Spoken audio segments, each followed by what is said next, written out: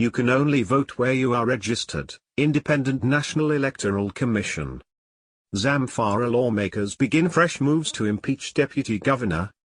Finance Minister hints on possible additional taxes in 2022. Now the details.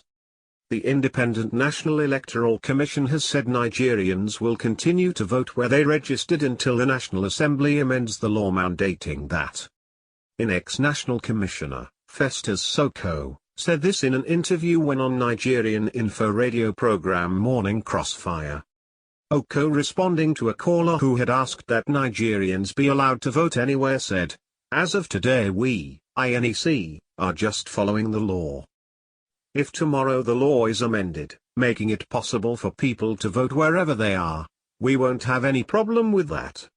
But as an electoral management body, we must remain within the confine on the law." Meanwhile, the INEC commissioner has told Nigerians yet to receive their permanent voters' cards after registering or changing an existing one, should remain calm as it is being worked on and they will receive it within months. "What we have done is that all people who have done continuous voters registration or transfer or corrected one information or the other, during the first and second quarter, we are cleaning up the data, and the moment we finish cleaning up we will print their PVCs," he said. In another news, Zamfara lawmakers begin fresh moves to impeach Deputy Governor. The Zamfara State House of Assembly has begun fresh moves to impeach the state's Deputy Governor, Mudialu. The Deputy Speaker of the House, Musabawa, at Friday's plenary submitted a document requesting the impeachment of the Deputy Governor. Mr. Bawa, who is also the Chairman, House Committee on Public Account, moved a motion for the consideration of the request. He said, "I stand here before our able leader, Nazaru Muazamagaria, to submit this document for the impeachment of the Deputy Governor, Zamfara State." The Speaker, Mr. Magaria, acknowledged receipt of the document. "We will treat the document in accordance with the Constitution of the Federal Republic of Nigeria 1999, as amended," the Speaker said. The Deputy Governor parted ways with Governor Bello Matakwal after he refused to join the defecting governor and other elected officials in Zamfara to the All Progressives Congress, APC, last year. They had all taken their offices on the platform of the People's Democratic Party, PDP, after the Supreme Court disqualified candidates of the APC who had been declared winners in the 2019 elections. The lawmakers had threatened to impeach Mr. Ali for allegedly holding a political rally amidst killings in the state. But he denied any wrongdoing.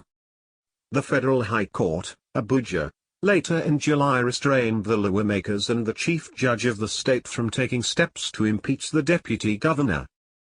The judge, Obai Igniatu, gave the order in a ruling in an ex-party motion with suit number FHC/ABJ/CS/650/2021, brought by the People's Democratic Party, PDP, through its lawyer, Ogwuonoa, a senior advocate of Nigeria, SAN.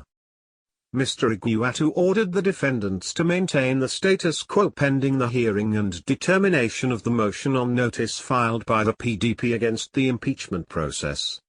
The judge also stopped the House from taking actions against its other members who are still in the PDP.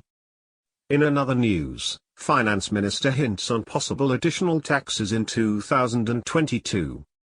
The Minister of Finance, Budget, and National Planning, Mrs. Zainab Ahmed, says there might be introduction of new tariffs and levies in 2022 as the economy was now on a recovery path.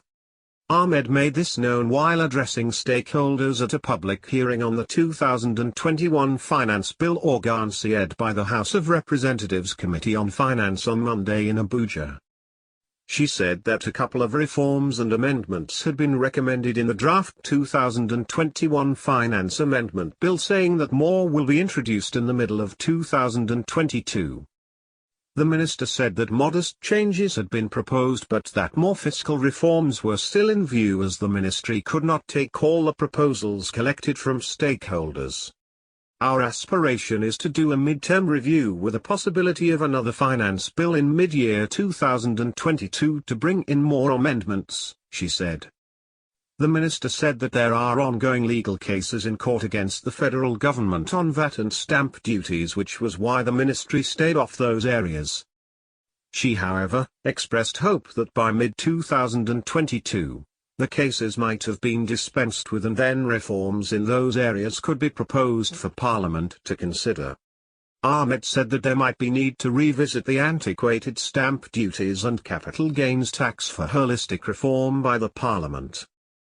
We prepared this draft bill along 5 reform areas: the first, domestic revenue mobilization; the second is tax administration and legislative drafting; third is international taxation; fourth is financial sector reforms and tax equity; and fifth is improving public financial management reform.